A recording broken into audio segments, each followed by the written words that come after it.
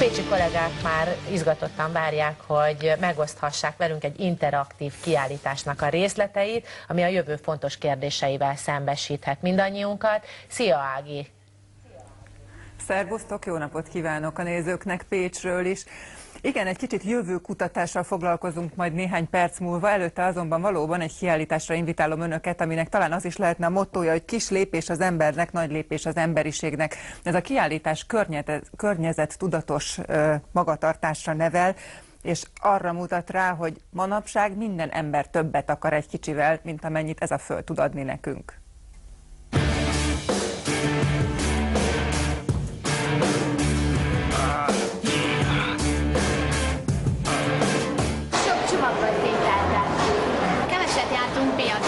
Nálunk mindig megy a víz, mert rossz a zuhanyrózsa. Ez a kiállítás az emberről szól, és arról, hogy hogyan alakítja környezetét. A Tükörben a világ című kiállítás ötlete onnan ered, hogy az ember egyre nagyobb teret foglal el a Földön. Ma a Földön több mint 6 milliárd 800 millió ember él, számuk pedig egyik pillanatról a másikra nő. A kiállítás arra próbál rámutatni, hogy ha az emberek nem környezettudatosak, elfogyhat a lábunk alól a talaj. Hogyha minden ember így élne ezen a Földön, ahogy például Kuwaitban, akkor az embereknek 4 bolygóra lenne ahhoz szükségük, hogy ezt a létformát fel tudják tartani. A kiállítás 10 szobán keresztül vezeti a látogatót. A szobákban kiderül, hogy az emberi szükséglet mekkora terhet ró a Földre.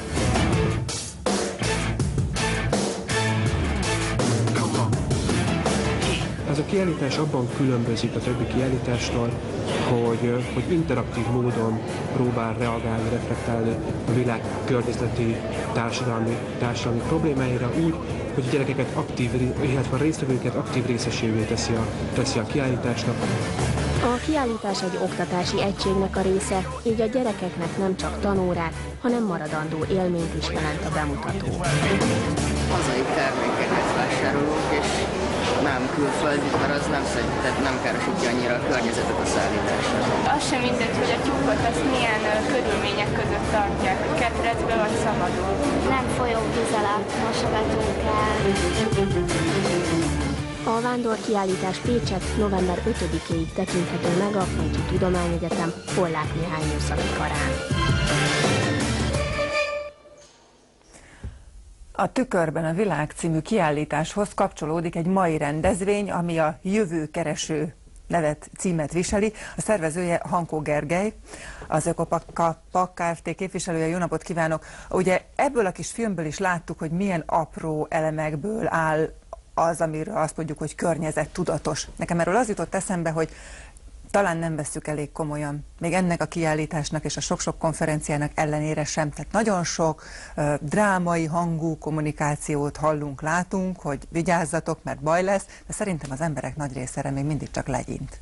Igen, hát mi a drámai kommunikációnak egy picit ellenében megyünk. Ez a kiállítás megpróbál pozitív példákat bemutatni, hogyan tudunk részt venni a változásban, hogyan tudunk mi magunk a változás lenni, és a hétköznapokban milyen praktikákat tudunk alkalmazni, amivel egy picit csökkenteni tudjuk a lábnyomunkat. Ugye Magyarországnak is az ökológiai lábnyoma az kb. 2-szer akkora, mint az ország területe, tehát 2-szer akkora területről szívjuk fel az erőforrásokat, mint amennyi rendelkezésre áll.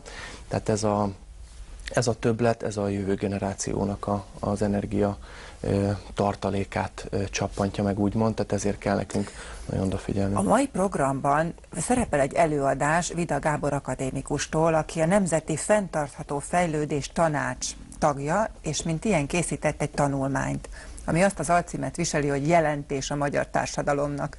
Így Na, van. milyennek vagyunk mi ma? A tanács készített egy jövőkereső jelentést a magyar társadalom minden egyes tagja számára, ez elérhető az interneten.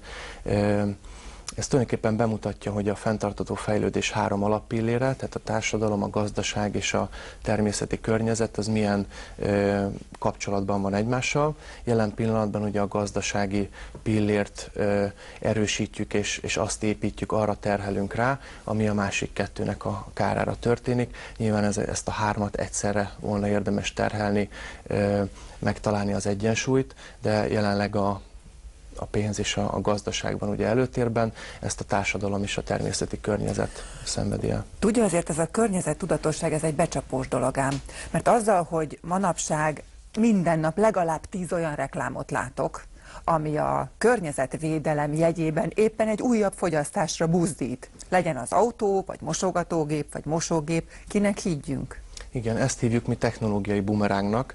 Erre a legjobb példa talán a számítástechnikai eszközök, amik azért jöttek létre, hogy kevesebb papírt használjunk, leegyszerűsítsük az életünket. Hát pont az ellenkezője történik, Európában is 300 kg papírt használunk évente fejenként. A számítógépek által ugye mindent kinyomtatunk, nyomtatva fűzzünk le, teszünk el a jövő számára. Tehát a technológia is ugye a gazdasági oldalt erősíti, az eladás, a profitszerzés van előtérben.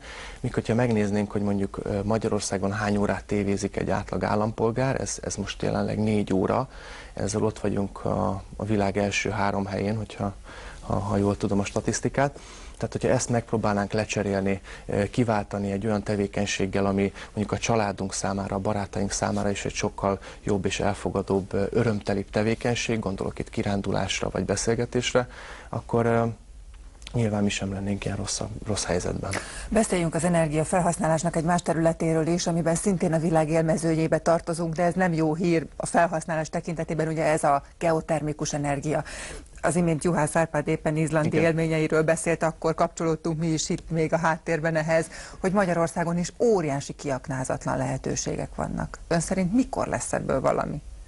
Hát mikor nem gázzal és szénnel fogjuk fűteni a lakásokat, hanem a föld hőjével. Hát egyre többet hallunk a megújuló energiaforrásokról itt Magyarországon is, ugye számos konferencia, tanulmány szól már ezekről. Magyarországon a napkollektorok használata, a szélerőművek lehetnek opcionálisan jó hatásfokkal használhatók, de a biomassa felhasználás az mindenképpen csak kis területeken, és az említett geotermikus fűtés, illetve a geotermikus gradiensnek a kihasználása. Ha jól tudom, itt az 5. vagyunk a világon, tehát a geotermia tekintetében óriási lehetőségek. És azt azért nem kis büszkeséggel mondom el, hogy a pécsi Pollák Mihály műszaki kar, ami a kiállításnak és a konferenciának is helyet ad, élen jár ennek a geotermikus energiának a gyakorlatban való hasznosításában.